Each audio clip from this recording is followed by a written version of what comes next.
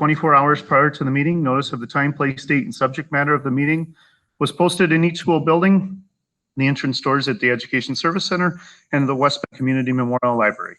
Copy was also sent to the Daily News, WIBD, thank you, Milwaukee Journal Sentinel, and other media sources that have requested notice of our meetings. Jen, can you confirm this meeting was properly posted? Yes, Joel, it was properly posted. Great, thank you. We are going to stand for the pledge. So if you have a flag on a wall or a picture somewhere, we'll stand and say our pledge. I pledge allegiance to the flag of the United States of America, to the republic for which it stands, one nation, under God, indivisible, with liberty and justice for all. Great, thank you for that. Hopefully our board members have had a chance to review tonight's agenda. Before we move on with our meeting, though, I am going to do a quick roll call to make sure that we have board members on the phone. So Joel Longert. Is Nancy Justman? Yes, I'm present. Chris Swigert? Here. Tani Schmidt? Here. Kurt Rebholz? Here. Paul Fisher? Here. And Aaron Dove? Here. All right, we have all 7 board members present tonight. We recognize a quorum for our meeting tonight. And with that, I will move to approve tonight's agenda. Second, Chris Swigert. So a motion by myself and a second by Chris Swigert. Any questions about our agenda tonight? And we will do all roll call votes tonight on our virtual meeting. So I am a yes. Nancy? Yes. Connie? Yes. Aaron? Yes. Kurt? Yes. Paul? Yes. Chris? Yes. Great, our motion carries.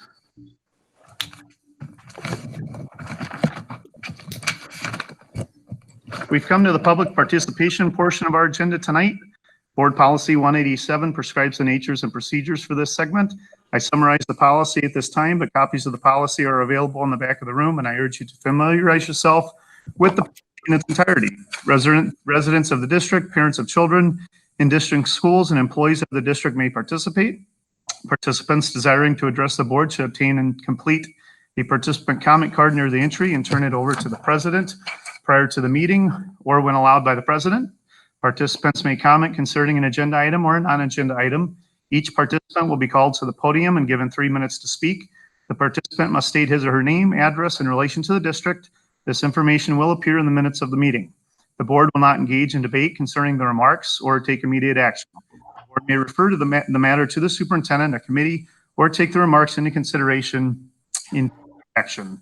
Board Policy 872 provides a formal process for citizen complaints, and Board Policy 520 provides a formal process for employee complaints. The board recommends use of these procedures as they guarantee a fair and timely response. Our first person called tonight is Jody Geenan. Was Bart first? Okay, we'll have Bart Williams first. So Tim is in the room here and I think has our computer set up. So Mr. Williams, Yep, you should be good to Talk at the audio. Yep, just feel free to talk right into it. Okay, Bart Williams, 2420 Skyline Drive, West Bend.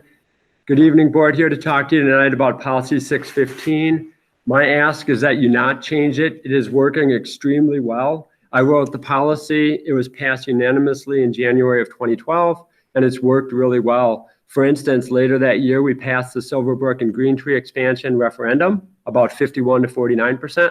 Last year, the referendum failed by about the same percent. So it works extremely well. It's extremely simple and understandable. It lists the total principal dollar amount of the borrowing, the interest expense, the total amount of the referendum completely, like 74 million last spring, and then any other brokerage costs, whatnot, and then any major assumptions used in that, such as the interest rate. So that's worked well. For instance, last spring's referendum, sticker price was 47 million, but total cost was 74 million. The taxpayers used that information to vote accordingly. The problems with changing it, first of all, there's no reason to change it. It's worked extremely well. It stood the test of time. Secondly, the changes would be bad and make it much less transparent. So for instance, mill rate would be introduced in this. Many have called existing policy 615 truth in lending as applied to referendum. I agree with that characterization. It's exactly like the one page that you get in your stack of mortgage documents that says, you know, your price says your house says it's $200,000, but really after the 30 years of interest, it's $329,000. It's the same thing. They don't confuse that with the mill rate, because the bank has no control over the mill rate, but you're trying to include that, which would confuse taxpayers. The board has no control over the mill rate as long as you do a tax to the max budget each year, which you do. Otherwise, the mill rate is simply what the taxing authority has to charge each property owner, whether that's business or residential, in the district per $1,000 of assessed value to land at the amount of money, the pot of money, let's say 95 million, that the district needs for its budget. That's all it is. But if the budget increases, and especially if it increases to pay for a referendum, in addition to the usual 2.5%, it can increase per state law. If you look at your tax bill, even if the mill rate would stay the same or even go down because property values went up so much, the actual tax amount you'll pay in terms of dollars will still go up. So that's the problem with including that. In addition, there's so little disclosure in this. You're going to wipe out where it's required on everything the district talks about it, whether it's a mailer or at a meeting. All these 4 nice, understandable disclosures, you're going to put it all to a link to the website, which few people, if I get a district mailer, I might, but very few people, let's be real here and let's be honest, will type in the code to get to the website of the district to get these disclosures. It just doesn't happen. So if you put it in front of them like the current policy requires, it's in front of them and it's crystal clear to everyone, including elderly people, maybe people with physical challenges who don't have internet, who don't have a computer, who can't get to the library, whatever. Maybe they have some other impairments and can't even type on a keyboard or something. So if you put it only there, you ignore all those people that can't access it.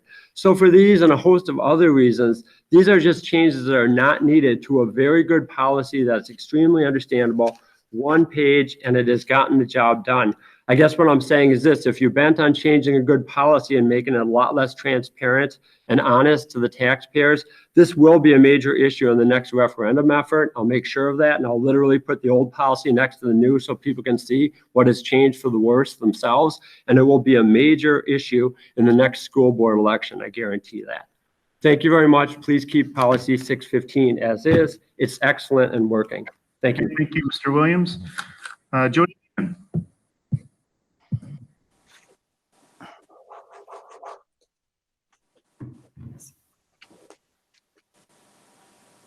Hi, I can't see myself, so, but I'm on there, right, I guess? Okay. So I'm Jody Geenan, 1511 Primrose Lane, West Bend, Wisconsin, and I am a taxpayer. And I am here for 2 reasons. Originally, I planned to speak against the deletion of homework policy 345.3, but I was pleasantly surprised to see that it has ended up not being a deletion, but actually some revisions for many of the same reasons that you mentioned tonight, why you decided not to delete it. So thank you so much.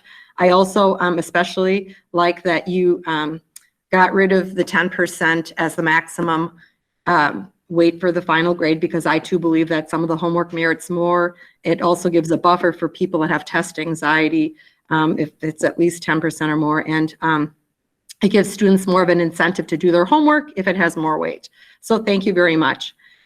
The remaining of my time, I would like to speak on policy 615, disclosure of financing and total cost of referenda as well. I do think that it is an excellent policy as originally written without any changes. It was written for transparency so that all stakeholders can understand what is happening, what it's going to cost us. Whenever the referendum is mentioned, the cost of the referendum should be in plain sight for all stakeholders, whether they have the internet, a computer, the knowledge and time to go to the website, etc. I know that it was mentioned by the president that he couldn't find a school district with this type of policy, but that doesn't mean that we can't lead the way. That doesn't mean that we can't be better than the other school districts. This policy has worked successfully in both passing 2 referendums, as Bart had mentioned, and voting down the $74 million referendum of April 2019. So I do think it'll work fine for the voters during the November 2020 election as well. And when this board tries to pass a referendum that will cost taxpayers money during a recession, despite the fact that we've had a task force, we have a task force that has developed a workable plan that would not cost us anything extra. Thank you very much. All right, thank you, Ms. Keenan. And that is the end of our public participation portion of our meeting tonight. So we'll move on to our canvas report from the April 7, 2020 spring election. And is who's going to do that? Yeah, Mr. Kirkgard is going to do that. Oh, Mr. Kirkgard, I can't hear you. Can you hear me now? Am I can hear Don. I can hear you, Don. Hang on. Maybe I am. Okay, Superintendent, can you try again? I think I might have had my speakers off. Can you hear me now? Yes, sir. Thank you very much. I know you try to mute me as much as you can, but it I doesn't. was trying to mute what Tim was telling me what to do down here, so sorry about that. So on Wednesday, April 15th at 3:00 p.m., the Board of Canvassers met to canvass the results of the spring 2020 election. There were 28,941 votes cast in the school board election. Tani Schmidt had 7,016. Joel Ongard had 7,270. Nancy Justman had 7,756. And Jody Geenan had 6,871. Tani, Joel, and Nancy were declared winners. All three of them were sworn in on Thursday of last week. The reason for me giving the report rather than Tani is that Tani is the clerk of the court or clerk of the school board. And since she was up for election, we thought it was more transparent to have someone else there instead of Tani. And so those are the results of the canvass. That information has been shared, and congratulations to the three winners. And thank you, Jody, for running as well. If there are any questions, I will try to answer those. Great, thank you. And we will move on to our action items tonight. And our first action item is the election of our school board officers. And school board officers serve about a one-year term. We typically elect officers either the first or second board meeting right after the election. And so we're going to do that tonight. I will take us through the election of the president, vice president, treasurer, and clerk. And if there's a new president after we're done with this action item, then that person will finish our meeting for us tonight. We'll take nominations, and because we're voting on this, we'll need a second on those nominations, and then do a call vote. We'll start with the president, and I'll tell my fellow board members I have really enjoyed being the president of the board the past 2 years, but am ready to take a little break from it. So would love to do it again in the future, but need a little break from doing it after 2 years. And so please don't nominate me. We'll start with the president position, and we'll open up for nominations. This is Nancy. Before we do that, I just wanted to thank Joel. I think he's done a phenomenal job of taking us through some pretty, I'll say, interesting situations. Underneath Joel's leadership, we have hired 2 superintendents, and that wasn't an easy feat. So I just really wanted to say, first and foremost, thank you to Joel for his service. And I think he's done an excellent job of representing our school in the community as well. Joel works in West Bend, so he has made himself readily available to attend events. And I think that's really, really important that our president be available and, be very committed to the community as well. So I really want to thank you, Joel, for your service. Thank you, Nancy. You didn't have to say that, but thank you very much. Well, and then I'll follow up by, I'd like to nominate Mr. Chris Swigart for our president role. I think Chris will make an excellent president. I will second that. This is Paul. All right, Mr. Zweigert, Chris, you've been nominated to be the president. Do you accept that nomination? I accept the nomination. All right, and I'm going to try to follow some Robert's Rules of Order here, and I will ask 2 more times if there are any more nominations. So are there any more nominations for president? Are there any more nominations for president? Hearing none, we will vote on Mr. Chris Swigert to be our president, and we'll do a roll call vote. I am a yes. Let's see, Nancy, Yes. Tani, Yes. Aaron, Yes. Paul, Yes. Kurt, Yes. Chris? Yes. Yes, great. Congratulations, Mr. Chris Swigert as our president. We'll move on to our vice president position. Are there any nominations for vice president?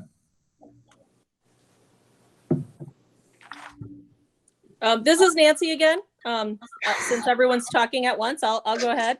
I'd like to nominate Mr. Paul Fisher for vice president. I think Paul, again, has shown some really strong leadership on the board, and I think he'll make an excellent vice president.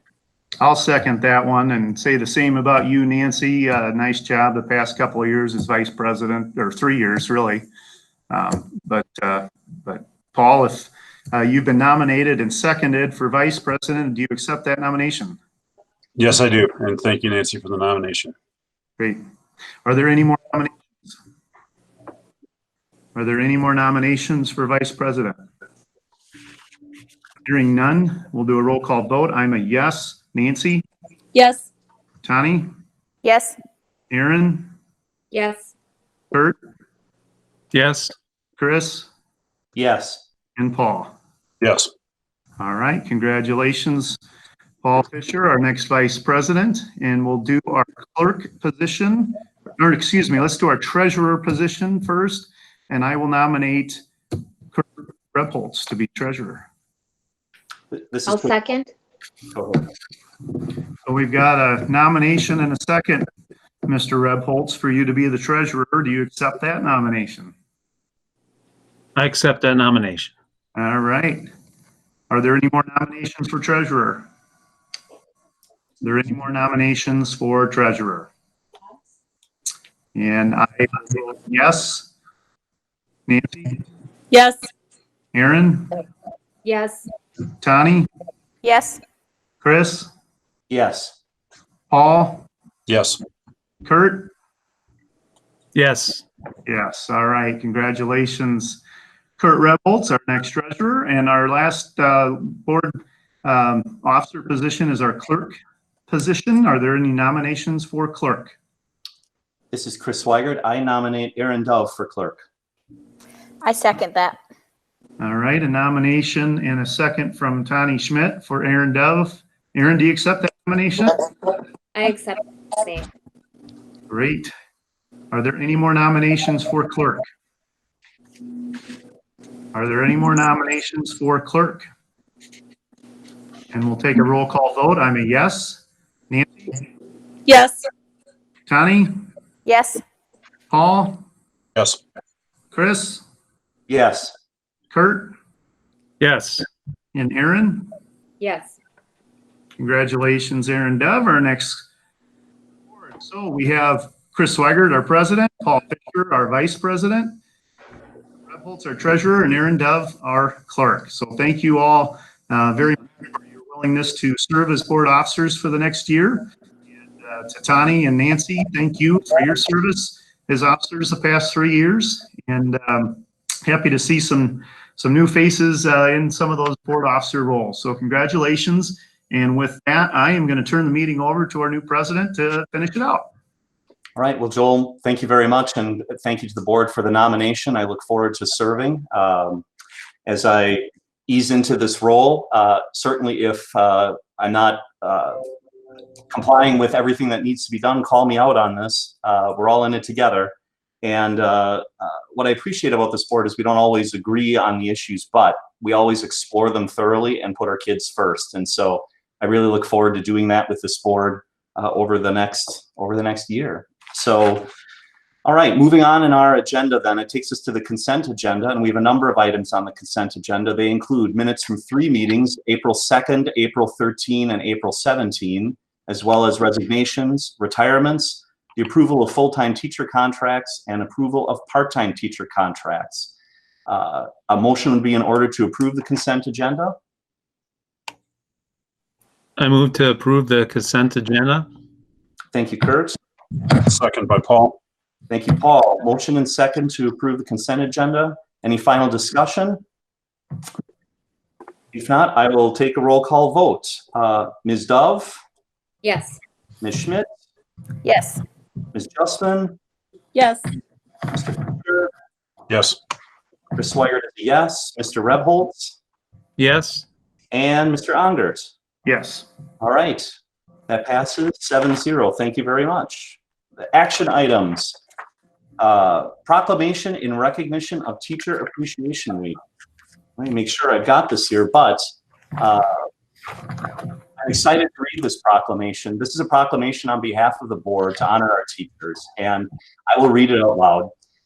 Proclamation. Whereas teachers spend countless hours preparing lessons, evaluating progress, and counseling and coaching students, and whereas our country's future depends upon providing quality education to all students, and whereas teachers play a crucial role in shaping our children into the people they will become, supporting them through their youth and teaching lessons that have an impact that they will carry through life. And whereas teachers fill many roles as listeners, explorers, role models, motivators, and mentors, and through their dedicated efforts, children learn the knowledge and skills needed to be successful. Therefore, the West Bend Joint School District No. 1 Board of Education proclaims May 4th through 8th, 2020 as Teacher Appreciation Week. And be it further resolved that the West Bend Joint School District No. 1 Board of Education strongly encourages all members of our community to join with it in personally expressing appreciation to our teachers for their dedication and devotion to their work, adopted this 27th day of April, 2020. And so I'd look for a motion to approve this proclamation honoring our teachers for Teacher Appreciation Week. So moved. This is Joel. Thank you, Joel. Do I have a second? Second by Paul. Oh, Aaron, you get it. Aaron snuck it in. Thank you, Aaron. All right, any final discussion? If not, I'll roll call vote. Nancy Justman. Yes. Paul Fisher. Yes. Chris Swigert is a yes. Kurt Rebholz. Yes. Tani Schmidt. Yes. Joel Ongert. Yes. And Aaron Dove. Yes. Great. So that proclamation passes unanimously. And again, thank you very much to all of our teachers for everything that you do, especially during these very unusual times, everything you do for the benefit of our children. It's greatly appreciated. All right. The next item on our agenda is a number of second reading of board policies. And so, Laura, will you be walking us through this? I will do so. Thank you. So before you are board policies that we discussed at a recent board meeting. In board docs, you see the policy with the strike-throughs, and then you see the policy as it is cleaned up. Given that we have a full board present, you are able to pass vote on the policies, and with an affirmative vote, they will go forward, and there's not a third reading is not necessary. So the policies before you are the commencement exercises, the graduation requirements, field trips, and extended field trips. Extended field trips are those that are out of state or out of country. Since the last board meeting, are there any questions that you have in regards to any of those individual policies? Laura, this is Paul. On 345.6 graduation requirements, a question about the exception at the end of the policy. Students who participate in a sport or in another organized physical activity. This is maybe an exercise in splitting hairs, but I'm wondering, do we need to put a little more clarification around that? Have we run into potential situations, or could a parent presume that involvement in a club soccer team, a club volleyball team, something that is outside the bounds of West Bend High Schools, would or should be considered as qualifying for such exemption? Is there possibly a need to say, either a WIA sanctioned sport or something that ties it more specifically to the school district? Or has that not been an issue? It has not been an issue because it requires, in order to be accepted for the waiver, the student, one, has to be taking an additional credit of one of the core classes, but two, the athletic department has to certify that the student has remained a student in an athlete in good standing during the full course of the season and has participated in the full course of the season. Okay, perfect. Thank you. Mhm. Other questions by members?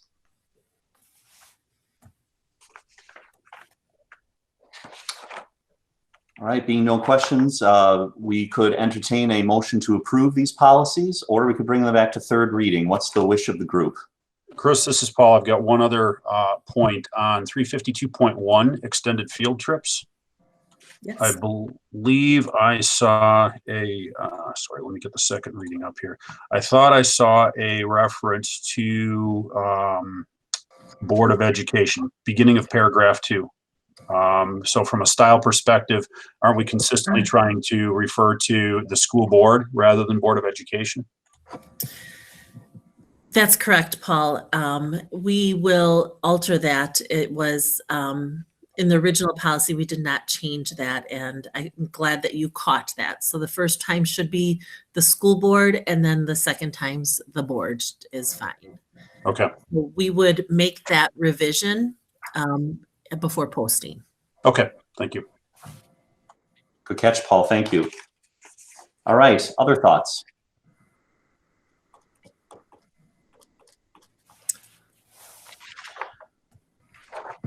I would move to approve revised board policies. Let's see what we got. Just want to be sure I'm reading this correctly here. I got the right one here.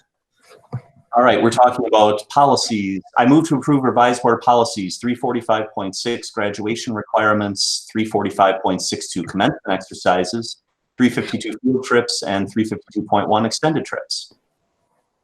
Second, Joel. Joel, thank you for the second. Any final discussion? If not, I'll do a roll call vote. Mr. Rebholz?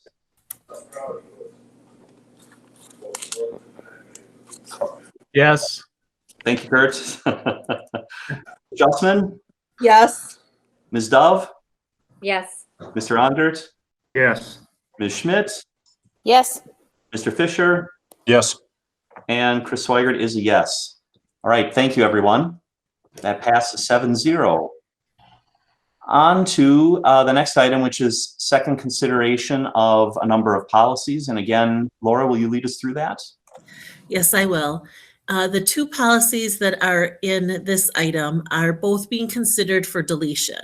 They came forward at the last board meeting for the first discussion of that. One is the board policy on summer school, and the other is the board policy on instructional methods. Did you have any questions about either of those policies?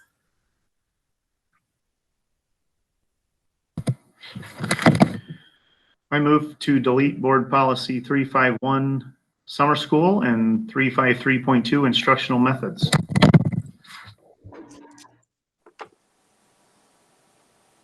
I'll second, Aaron. Aaron, thank you. All right, a motion and a second to approve the deletion of those policies. Any final discussion? If not, roll call vote. Ms. Justman? Yes. Ms. Dove? Yes. Ms. Schmidt?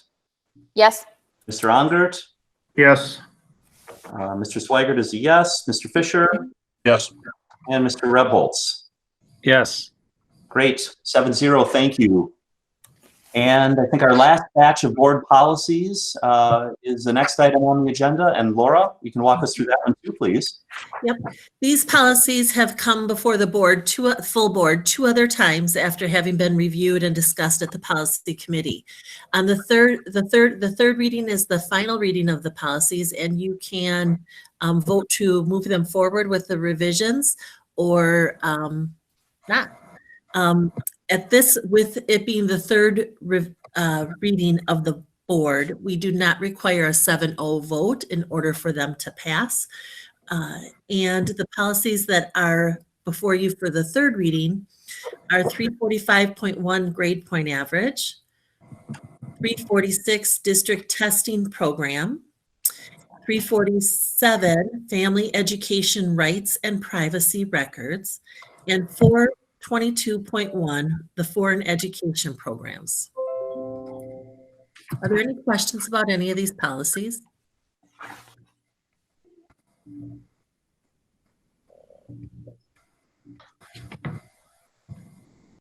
This is Paul, and I would move to approve revised board policies 346, district testing program, 347, family education rights and privacy of records, 422.1, foreign exchange programs, and 345.1, grade point average. Paul, is there a second? I'll second Chris, Joel.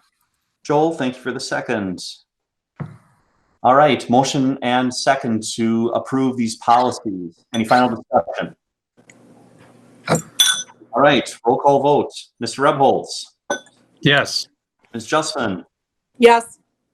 Mr. Swigert is a yes. Mr. Ongert. Yes. Ms. Dove. Yes. Ms. Schmidt. Yes. And Mr. Fisher. Yes. That is 7-0. All right, thank you, everyone. That passes as well. All right, that takes us out of our action items. We're on to discussion items. And the first item in the discussion portion of the agenda is an update on clinic access and service. And who's going to lead us through that discussion? I think Mr. Hanson is. All right, Mr. Hanson. Yep, so the superintendent and I will kind of share this one. Just wanted to give a couple of updates. We came before you a few weeks ago and talked about how we were going to transition the location and vendor for our workplace clinic and some of the benefits and savings associated with that. This is an additional update just to keep the board in the loop on some additional accessibility as well as cost saving opportunities. So the first one, as highlighted in your exec summary, refers to with this partnership with Freighter that we've started, we're also going to open up some access to the clinic that is located actually within the Meyer store in West Bend. It's called Fast Care. It's run by Freighter. Basically, anyone can use it right now, and they come in and pay out of pocket or run it through their insurance. We are going to engage in an agreement with them where our employees can access that clinic for a $25 copay, and then that's the only cost to the employee. We feel there's some benefits to engaging in this relationship. The first is accessibility. So the Fast Care Clinic is open 7 days a week. It's open late evenings until 8:30. It's open Saturdays and Sundays. It can't do everything that a full workplace clinic or an urgent care or something can do, but as the attachments that are included demonstrate, they can do quite a few of the typical services that you might suddenly need, especially late night or weekend. So our goal here is not only to increase health access for the wellness of our employees, but we are very confident that this is going to steer away some visits to urgent care and emergency care, especially on the weekends, which yields, some possible massive cost savings. So it's kind of a win-win all the way around. So we'll be starting July 1st with this, and we'll market it to our employees so they're aware of this option as well. So that's the first piece. Were there any questions about that? So Mr. Hanson, the hours, and you may have mentioned this, I apologize if I missed it, but the hours of the Fast Care Meyer location, how does that compare to the hours that the clinic was open on site? So our clinic was open at 7 a.m. It wouldn't open earlier than that, and then would close at 6 or 6:30, depending on the time of year. So this gives late evening options. It gives, especially the weekend one. I think that's where we're really thinking we can defer some costs away from much more expensive care options because we had no weekend accessibility at our clinic. Thank you. Mr. Hanson, when we go to the new clinic arrangement, what hours are you looking at for hours of operation? I know they're not finalized yet, but we're going to try to start a little bit earlier because we think there's a demand for that. Is that correct? Yep. So we are going to open our Freighter clinic at 6 a.m. now. We think we know there's a demand for that based on surveys that we've done, especially for our high school staff. When it was opening at 7, that really kind of cut out the option for a before work visit. So it'll open at 6 a.m. We are, when we analyze the highest need times, there are some dead zone times in our current clinic schedule. I mean, when people are teaching, obviously, they're less likely to be going to the health clinic. So we're looking at possibly not having it open in the very middle of the day, but then kind of doing a split shift of like a 6 to 10 a.m. and then like a 2 to 6 p.m.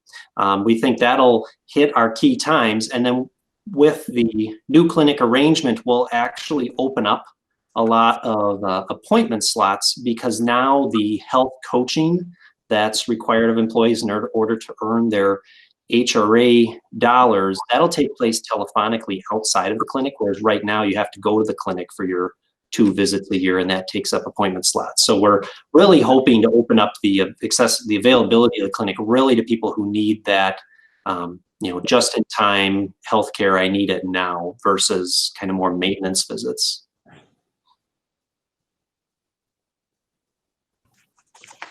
Okay. The second item, I know Superintendent has been digging in alongside myself and Mr. Sarno, and it comes down to our health clinics prescription dispensary philosophy. And I don't know if Superintendent want to kind of lead us off on what he's analyzed so far. So when we looked at the different options, the 3 different proposals that we received, all of them came back and said, you know what? The prescriptions that you offer, there's really no rhyme or reason, okay? And so we have over-the-counter prescriptions that we give, we have preventative medicine, and we have antibiotics. And so there really was no rhyme or reason. And so our clinic is officially closed as of May 1st, is that right? Well, right now we're running the clinic 1 day a week for about a half a day. And basically all we're able to do in our clinic right now due to the coronavirus is fill prescriptions. So we're ensuring that there isn't an interruption in prescription service for our employees.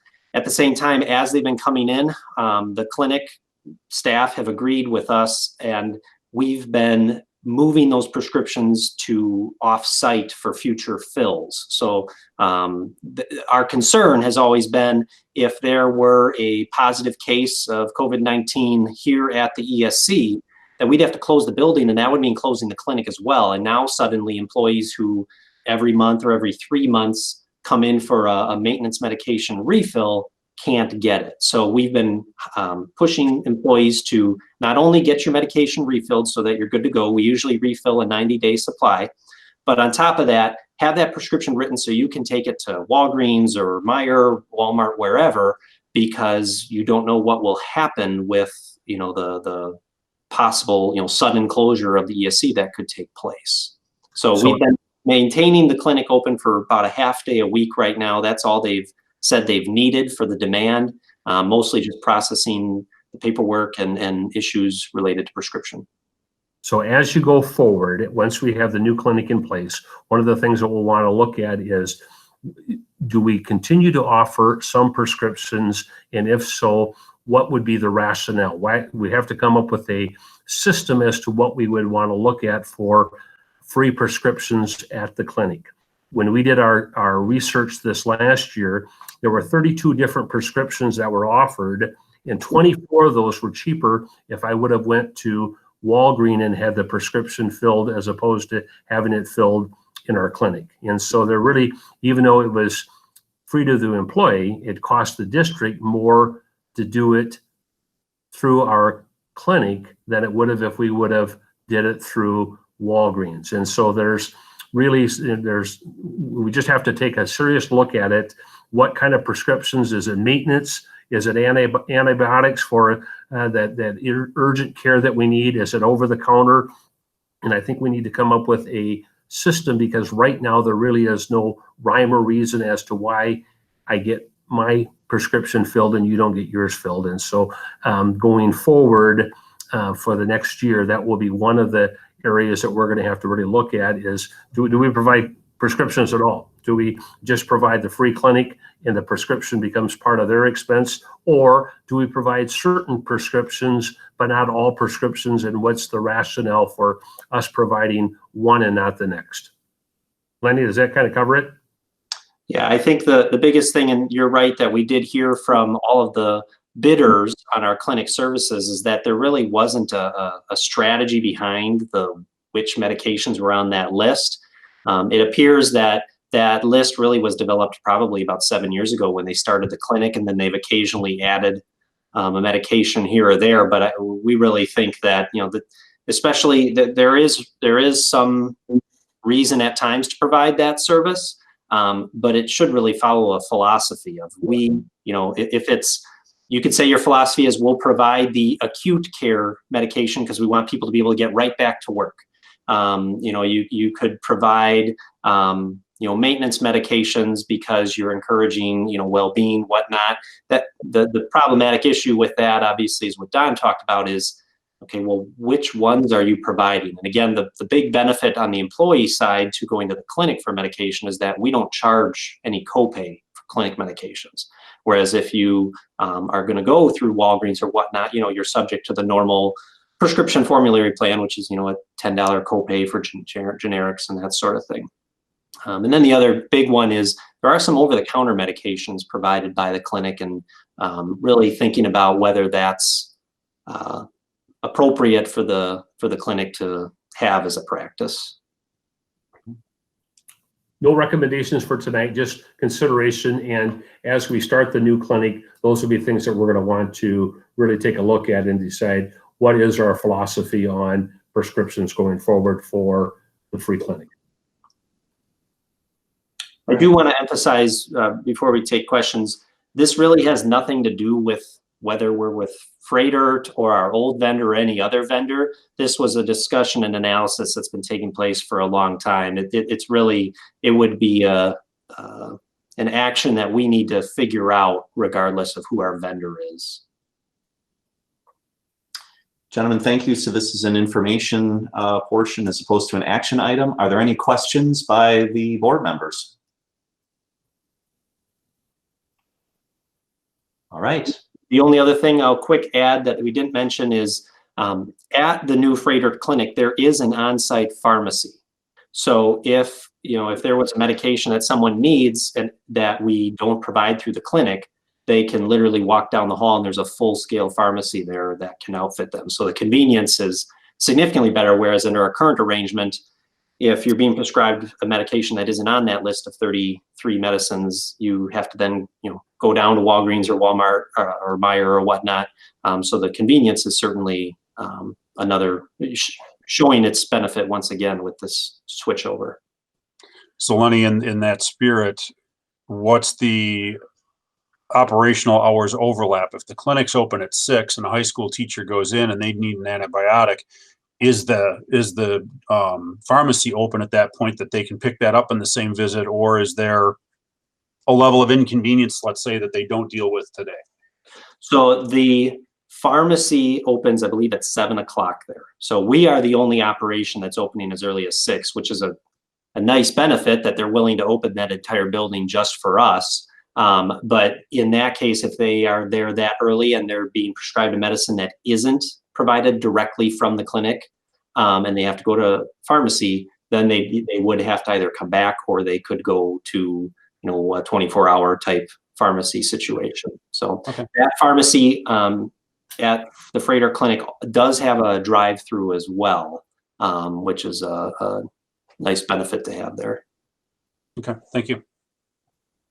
Great. Any other questions?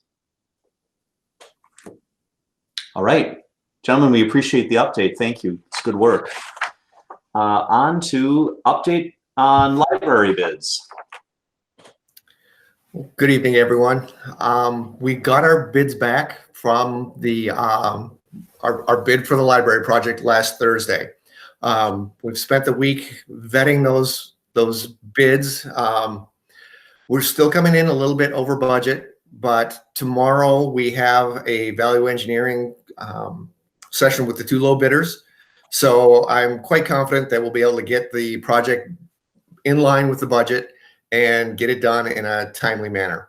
All 5 bidders who were solicited did submit a bid. So we are still moving ahead and looking pretty good on the project. Great. Dave, thank you. Questions for Dave?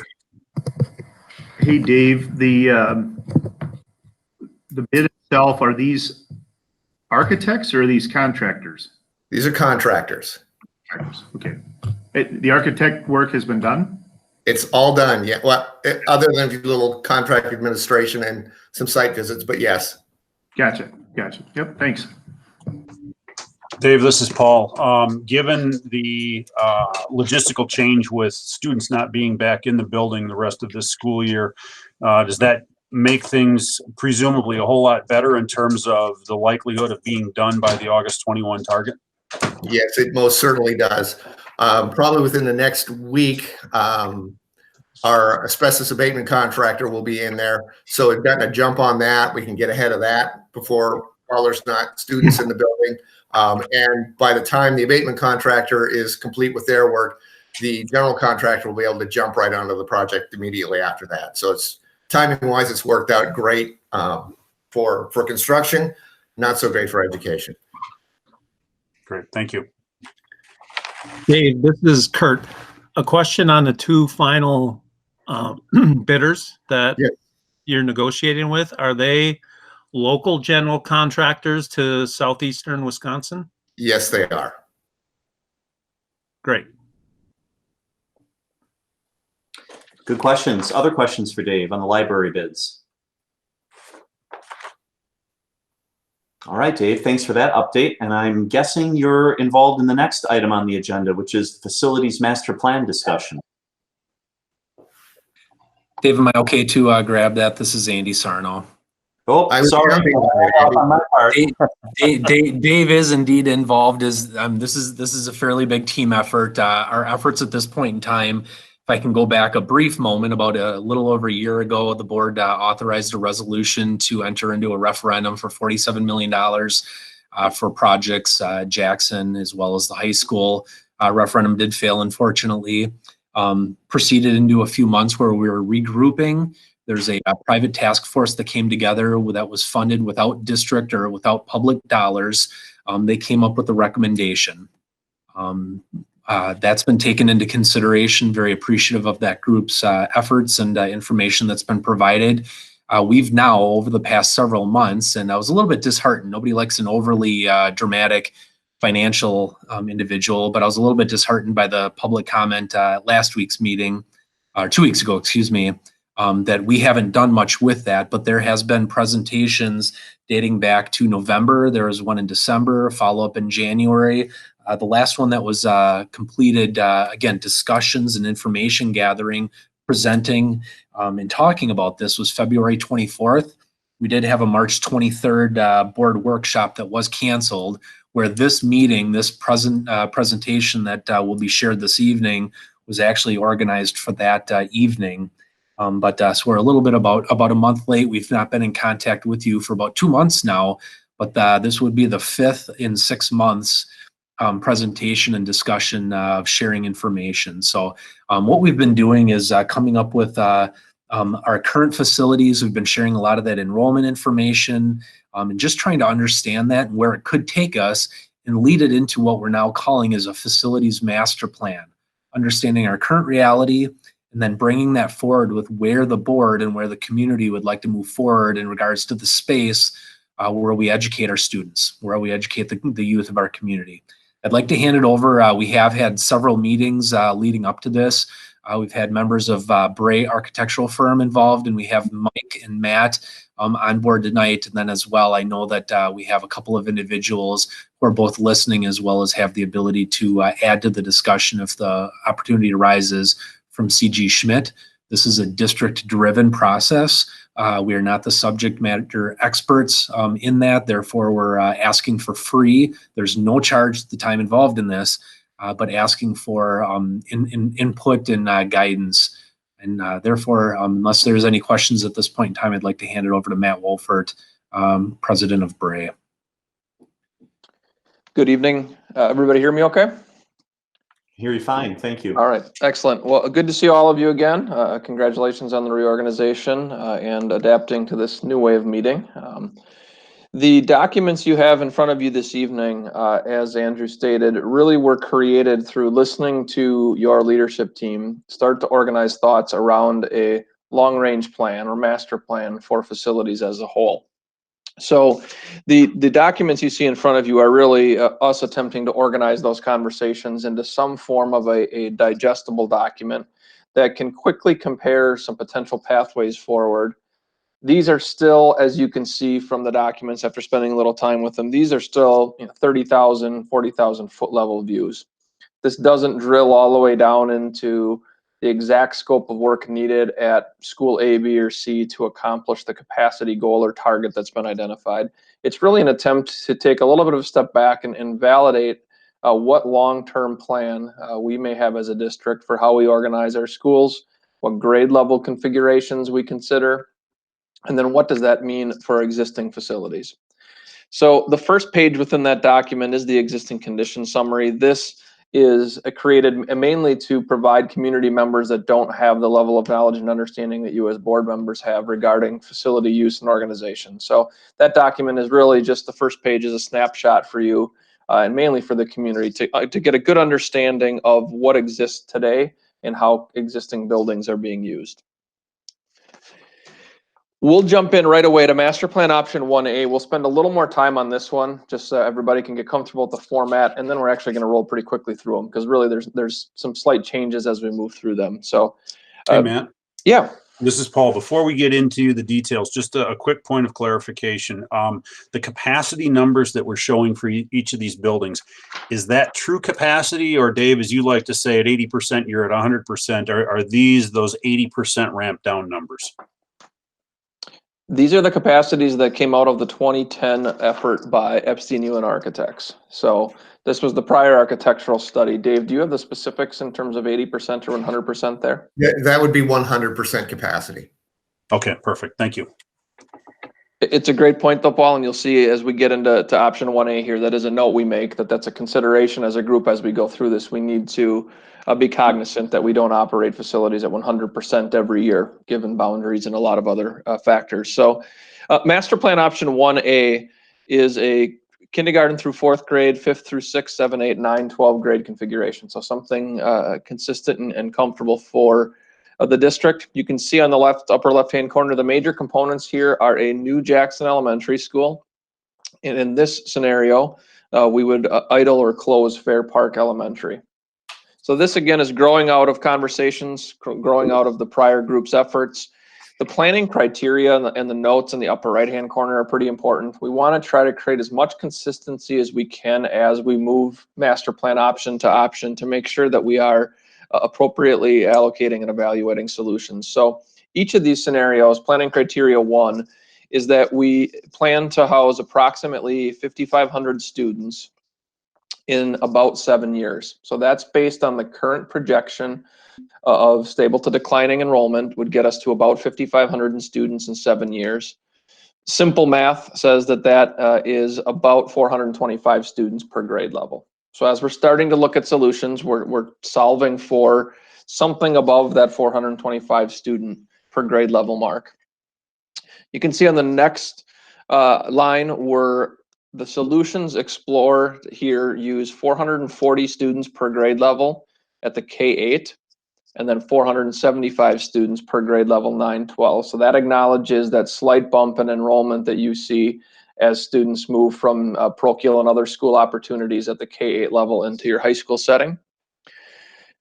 The third bullet, elementary schools, and this gets to the conversation we just had, we can't suggest that we can effectively use them at 100% of their capacity every year unless we were willing to reboundary or reattendance area every year to solve for where our students are coming from. So what's the right percentage utilization? Is it 80, as was mentioned? Is it 85? That's a conversation that as we hone in on a path or pathways forward, we'll want to make sure that we have consensus on what the right percentage utilization rate is. And then we've also assumed in this case that open enrollment in, open enrollment out, voucher participation, et cetera, remains at current levels. Obviously, any changes in those types of programs and opportunities could impact what we need for capacity. So it's just a series of planning criteria and assumptions that we want to make sure we're all comfortable with, and we'll use those to evaluate, in this case, all of these options. So in addition, under notes and comments, the first bullet, we're still continuing to assume that our 4K curriculum is delivered with our community partners. Our current capacities, as was just noted, are per the prior study in 2010. When we build a new elementary school, in this case, the Jackson Elementary School, we're trying to also factor in what would we build the core spaces to be. Those being cafeterias, gymnasiums, art, music, classrooms, things that in the future, if Jackson grows and you would want to house more students there, you wouldn't be, it's not obviously easy to just expand a gym. We'd want to be able to have capacity for that. So you can see in this note that the core capacity the classroom capacity would be initially designed for approximately 400 students, but we would size the core capacity to accommodate 550 students. So if the community grows or a boundary changes and you wanted to add a few classrooms, you would have the confidence to know that the core spaces as described could accommodate additional students with the simple addition of classrooms. All of the scenarios you're going to see this evening assume that early childhood is relocating to Rolfs. So, I'm sorry, relocating from Rolfs to Silverbrook Intermediate. So that's, I believe, Andrew, correct me if I'm wrong, something the board's aware of and is in process. So that's just noted and acknowledged here. Yep, we've had previous discussions. Thank you. So that's just acknowledging that, and that's consistent across all options. And then this is consistent as well. We haven't at this point worked or worried about solving for the ESC component. It's rarely a priority. It's eventually going to need to have a home, but it shouldn't be, we don't think, an aspect of these master plans that drives the direction. Once we land on a pathway or two as a board that we'd like to see explored further, we'll then begin having conversations about where they would fall in the long run. So those are generally consistent. Hopefully then as we roll down through this document, we're really just starting to show and represent, you can easily see how the schools would shake out. So early childhood, as we just discussed, Rolfs would be closed or idled, and we would be moving that program to Silverbrook. K4 elementaries, in this case, we would be closing and idling Fair Park. So we would go to a 4 elementary school district that would include a new Jackson Elementary School. So that's a shift from where you currently are. But Decorah, Green Tree, and McLean would remain the city schools that would service our K4 student population. Silverbrook, the only change there is the early childhood coming on over, Badger, and the high school remaining the same. We do note in the high school, there's really not capacity needs. This has been consistent in all of the conversations over the past number of years, but there does continue to be building infrastructure and educational space needs that were identified by the prior committee.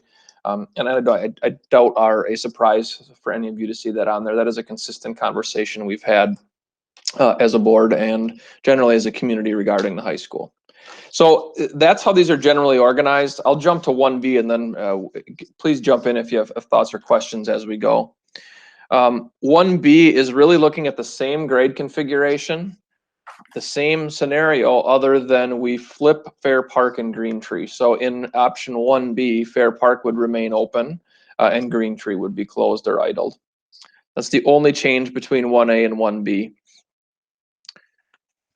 As we move forward to option 2, same grade configuration, K4, 5, 6, 7, 8, etc. Now you can start to see there's a small arrow next to the K4. So we try to do that to indicate what has changed since the initial option. So if you've got a good grasp on option 1A in this case, and you want to quickly move through these scenarios, you can see here that in the K4 option 2, the difference is that instead of fixing up and expanding Decorah to support students, we'd be looking at building a new Decorah Elementary School on that site. So in this option, there would be 2 new schools, a new Jackson and a new Decorah on the Decorah site. And the rest of that option or pathway would remain the same. Master plan option 3 starts to change things up a little bit. This is a grade configuration where we would shift to K3, then have 4th and 5th grade students together, and 6th through 8th grade students. So this is a grade configuration change to your current structure. And the big change here is that it obviously would require less elementary space because we are pulling 4th grade out of our elementary schools. 4th graders would join 5th graders at Silverbrook. And then in this option or pathway, we would look to create a 6th through 8th grade middle school at Badger.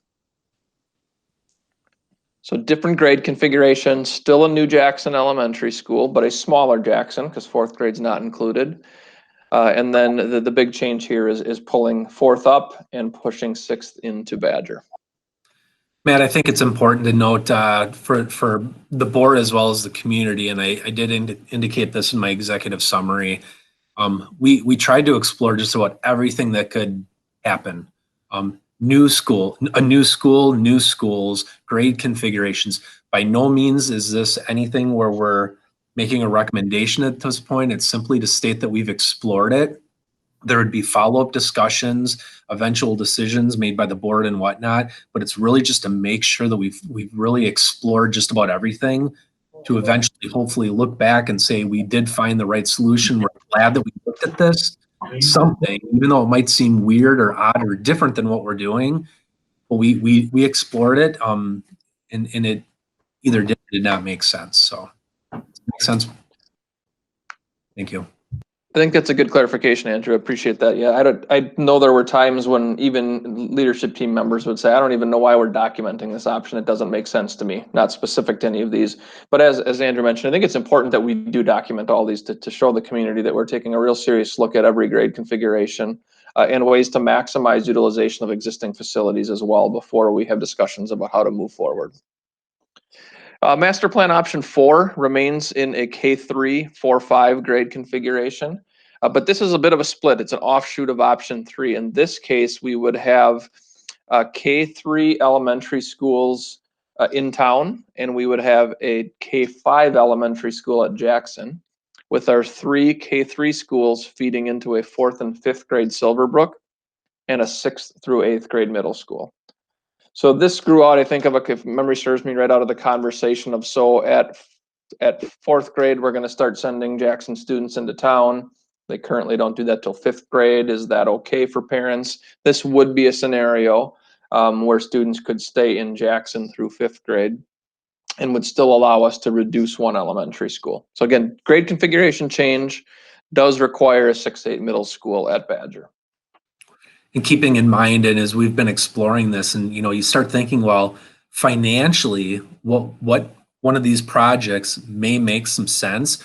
We still do, as we talk about Silverbrook and Badger, we still do have debt that we're paying for another 8 years on those 2 buildings. And it starts to beg the question of whether or not we could put additional money into one of those buildings, because both of these options talk about a slight, and I think even one of the future options here, number 5. But it talks about a slight addition at Badger. Boy, could we, just even from a political standpoint, could we touch that building and spend money on it again, even though we're currently or still paying off the debt from the last referendum? So just an FYI on that. Mm-hmm. Interesting, I guess. Mm-hmm. So moving to master plan option 5, this is another grade configuration shift. Excuse me. So this would have a kindergarten through 5th grade elementary school, 6-8 middle school, and 9-12 high school. So the big change here would be pulling Silverbrook down and making it into a K5 elementary school. So taking advantage of the buildings and the projects you've recently invested in as a community, but making that an elementary school, having 4 elementary schools in West Bend and then the new Jackson. This would, as Andrew just mentioned, require Badger to become a 6-8 middle school, as a number of the prior options had. Jumping to option 6 is building off of that a little bit more. In option 5, we closed or idled 1 elementary school, Fair Park. But what it left was a bit of excess capacity at Silverbrook, because we had a capacity of about 1,100 students, but our elementary school would be about 600 students plus the early childhood. So there was some excess capacity there. So in this option 6, it looks at larger elementary schools. It's more of a maximize the utilization of buildings and see how that worked out. And this could consider closing 2 elementary schools, Decorah and Fair Park, while making Silverbrook an elementary school serving K-5. The note here is the planned enrollment is the big thing. This would have 3 schools, being McLean, Silverbrook, and Green Tree, at over 700 elementary students. So no opinion there. That is just something to note. It would be heading towards larger elementary schools than you currently have in terms of student enrollment. And then the final option, option 7, has the most unique grade configuration. And this really was solving for capacity or potentially available space. And this changes grade configurations at the upper end of the spectrum versus the prior options generally looking down. This would pull 8th grade into the high school, creating an 8-12 high school, 5th through 7th grades at Badger Middle School, and then K-4 elementary schools with Fair Park being idled or closed. So with that, again, 30,000 foot views, no plans, no budgets to share at this point, but trying to get a good grasp on options that we have to best utilize our existing facilities and continue the conversation about planning for the future. Matt, if they were to go back to 1A and 1B, we could very easily have a 1C as well, and that would be to close Decorah and keep Green Tree and Fair Park. And so Green Tree is actually a little bit better shape than some. It's had some remodeling. The downside of keeping Green Tree and McLean together are everything is in the same area. We don't have much over on the northeastern side of town. And so, but you could have a 1C along with your 1A and 1B, and 1C would be to do the same thing, but close Decorah as opposed to closing Green Tree or Fair Park. Is that correct? Absolutely. Yeah, there's a lot of, there's a little rabbit holes you run down with all of these as you begin exploring them a little further. And so as we focus as a board in on a pathway or 2, we can then start to kind of create the sub options to help you explore different versions, just like Don described.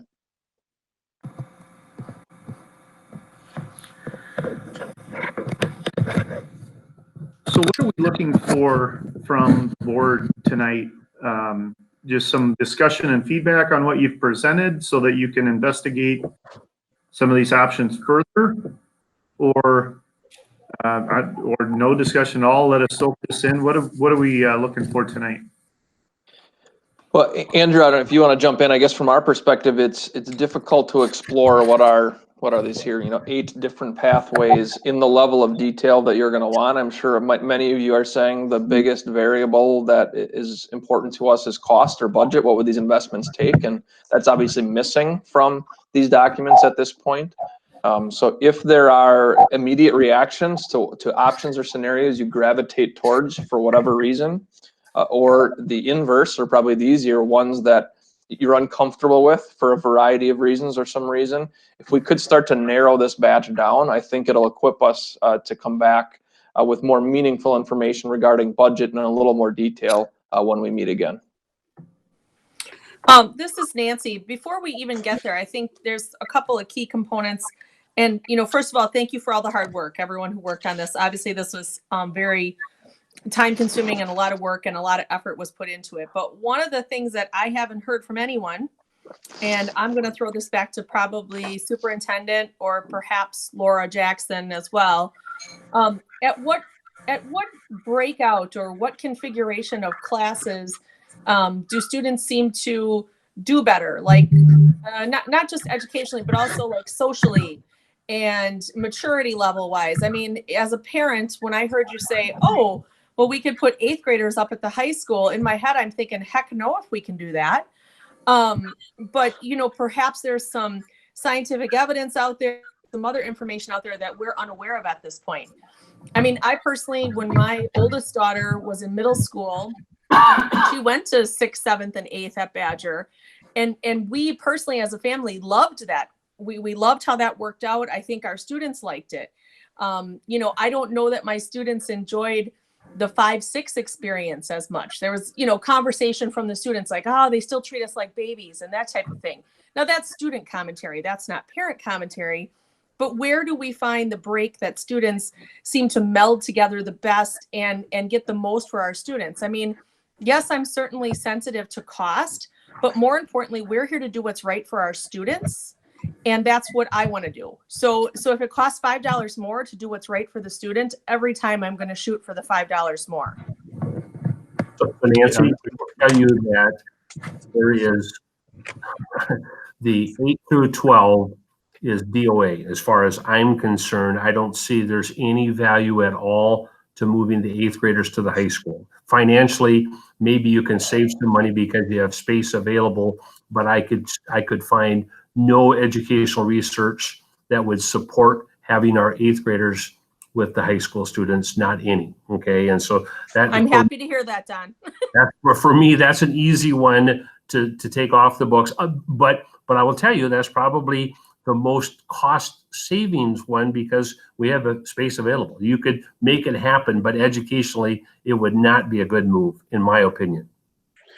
Don, is there maybe analytical data out there that would show more problems bringing those that range of ages together? You know, my dad was a freshman history teacher for 30 years, and he said, yeah, they should have left those 9th graders back in junior high, just because something flips in that summer between 9th and 10th grade. And so it depends on the size of the school. There are a lot of small schools that have a 7-12 setting. And so they try to, the 7th and 8th graders are in the same building. They're not necessarily part of the school, but it's just the nature based on a very small school. But a size of West Bend, Matt, you've built a lot of schools.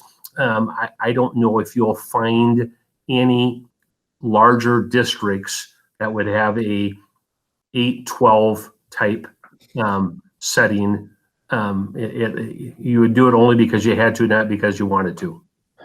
I would agree with that. Yeah, I think that option really grew out of the reverse engineering of maximizing existing space with a bit of a lack of regard for does this make educational sense. But again, we did want to put every option that came across out here. We didn't hide any. I think it's a logical one to consider removing. But again, we want to make sure that we're sharing with the community transparently the entire train of thought that's gone into creating these right now. And so the next part is there are many, many, many schools in the state of Wisconsin and across the nation that will have a K-5 environment and a 6, 7, 8 environment. Not uncommon, a little bit unique in that West Bend, when you put 6, 7, 8 together, you're talking, in the old days, 1,500 kids. Not quite that anymore, but it's still 1,300, which is a large middle school. And then in our case, not only is it a large middle school, but it's a middle school that you would have to add on to our existing building to make it happen. Can you do it? Yeah, you can. And financially, that would maybe be one of the most economical ways to go is a 6, 7, 8 building in K-5s. But the problem is that you then have a large middle school, at least for a while, and you also have an addition onto the current middle school, even though it's not fully paid for. And unless you figure out some other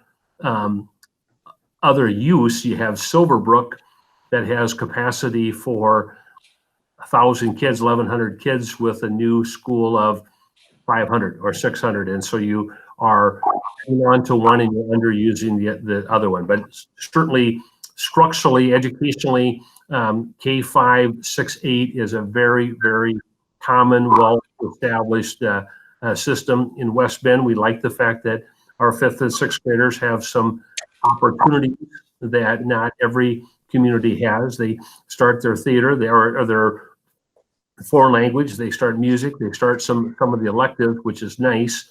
And you can't necessarily do that in an elementary. You can, makes it a little bit more difficult. But I don't know if that answers your questions, Nancy, but there's certainly research out there that says 6, 7, 8 would be a good environment. But you have to then look at the the budget part as well as the demographics of West Bend to find out if that makes sense or not. This is Paul. I go back and kind of ride on Nancy's coattails here in terms of, we acknowledge that cost is imperative here. It needs to be considered, but I think we need to look at the strategic side. It was 8 years ago that we made the shift from a traditional 6, 7, 8 to the intermediate school model. And there was sound reasoning behind that. I think we have a great offering for kids in the 5th and 6th grade level to get something here that they don't get in too many other locations around Wisconsin. And as a board and as a leadership team, we need to look at the strategic side of this of, do we want that to continue?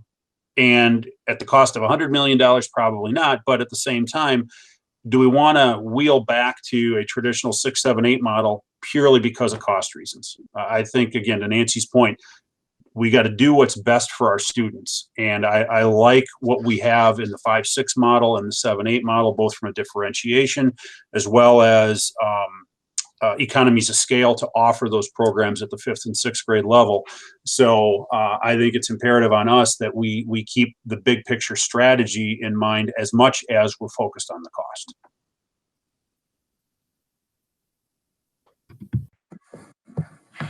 Other thoughts, other questions? I just have 2 thoughts. I do like the option of exploring Jackson, leaving the 5th there, and whether you could even go to leaving 6th graders in Jackson as well, as a way. I just think, and for that matter, right, we have a large parochial population coming into the high school.